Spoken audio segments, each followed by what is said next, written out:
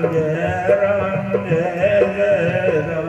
श्री राम जय जय राम। वाली कृष्ण लाल की जय। धर्म प्रेमी बंधु,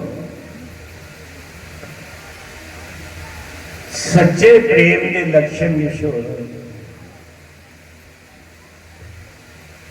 सच्चा प्रेम भी तां भगवान करना हुंदा है जो पिछले जन्म दे परमात्मा की भगती हो,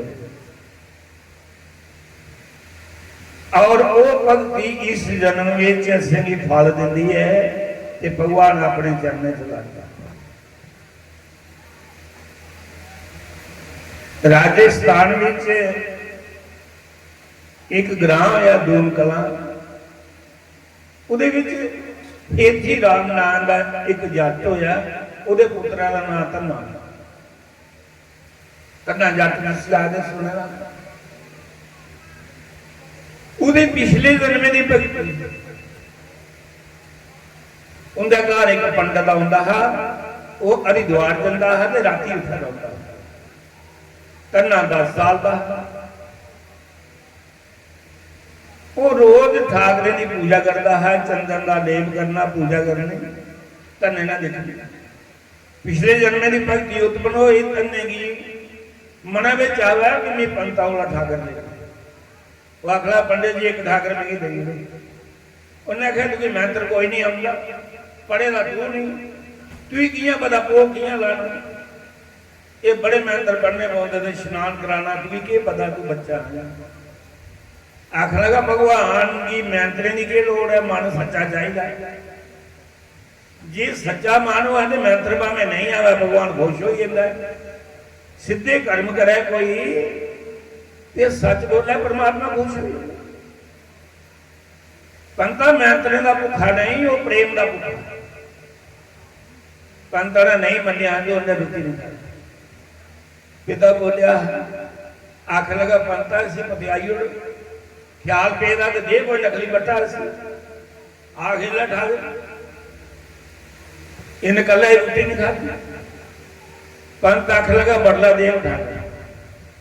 सवेरे स्नान कर गया नदी बिच, पंत दे एक गोल मटोल जिहा बट्टा लिया, वो आनिए शैल उसी धोई धाई है, चंदन लेप करिए टेबल पर कपड़ा पाइए तो उपर दरी हो रहा। एक को ना असली ठाकर है, वो खाना करी हो रहा। धन्ना आया, उन्हें कहा पंता कीता ही बंदोबस्त आखा करीब ये करीब का। उन्हें कहा मेरे को 2 ठाकर, एक तू ले जा, एक मेरे को आउंदे। उन्हें कहा ठीक है, केड़ा केड़ा ठाकर है? उन्हें आख्या एक राजा ठाकर है, एक सिपाही ठाकर है। तू केड़ा ठाकर है? धन्ना बोलिया केड़ा पागल हो जो सिपाही ठाकर लै, मैं राजा ठाकर ला। वो जो नकली है ना बड़ा बट्टा, वो उन्हें टेबलों में उच्चा धार करे रहा, जो असली ठाकर वो थल्ला तले। आखला मैं राजा ठाकर लेना, मैं की करना सिपाही ठाकर।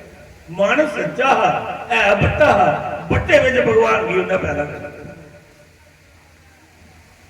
पंता ने दही उड़िया, वो ले तू ले पाई। सवेरा मां ही आखन लगा अज 4 ढोडे पाई, 2 ठाकरे लिए पाए, 2 मेरे लिए पाई। बाहर का जाइए ऐसी खिलांग दे अपने लिए खा। गवां खोली लिया, डंगर खोले, झोला लिया, चली। बाहर जाइए तो इसी आखना पहले नवाली जाना है। पंत दे 5 गब कना स्नान दिंदा है, वो आखला 5 गब कना स्नान का साफ काम नहीं होएगा। धन्ना लई नदी बिच लईया रेत ते चंगा करिए मांजिया उसी। आखला ठाकरा तेरे बड़े मैल बड़ी चढ़ी गई। पंत को स्वादा स्नान ना दिता, मालस करिए रेता करना लवाइया तो भगवान कृष्ण सारे वाली भक्ति उपर कितना सीधा इसी पता भगवान को रेता करना नवालता।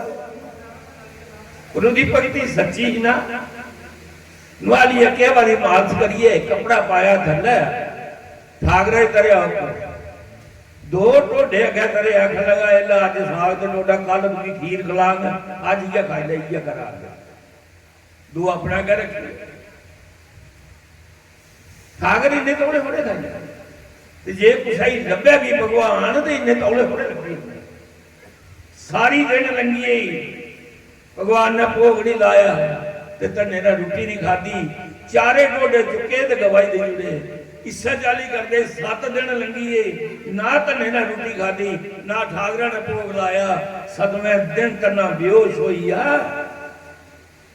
अन्न जल विष कटी उड़िया। ते भगवान बोलिया, आख लगा मरीज का ही मेरा नाम चढ़िया, बाकी वाले तो फार्मलिटियां अगे दर्द दे खान लगे बोलते ये खलाइया खला गई, ये तो लाश पुराने मरजाद है। भगवान की आवाज हुई, धन्या उठ फिर खाई लेने आ जा। धन्ना उठिया भी 2 टोडे अगे तेरे, 2 अपने अगे रखे। भगवान कृष्ण ने बट्टे विच हाथ रख दिया, बट्टे विच हाथ रखा, टोडे ही पाया। धन्ने ने बाह फड़ी रही, उन्हें कहा बट्टे च फड़ी रही, पूरा बाहर निकल सीधा हुई खाएगे। ठाकर प्रकट हुई है बाहर, दोनों जने रोटी खाती। उन ठाकर ने 2 टोडे खाते तो भगत की जाचने लई, जेडे धन्ने वाले 2 है उसी भी हाथ पा लिया करी। धन्ना आख लगा अपनी खा, मिमी 7 दिन होया खाते, तू नहीं खाती तो मी केड़ी खाती, तो हुण मेरे लिए भी हाथ मारना नहीं खोई ले। भगवान कृष्ण बड़े परेशान, धर्म प्रेमी बंधुओं, प्रेम में भगवान है, प्रेम करना भोगला तो भगवान सब कुछ दिखा रहा है कि बिकी कुछ कौन जानना रहा है। समझ आ देने दे रहा, उन्हें क्या कथा पूरी करनी तो नहीं। बोलो श्री राम जय जय राम। श्री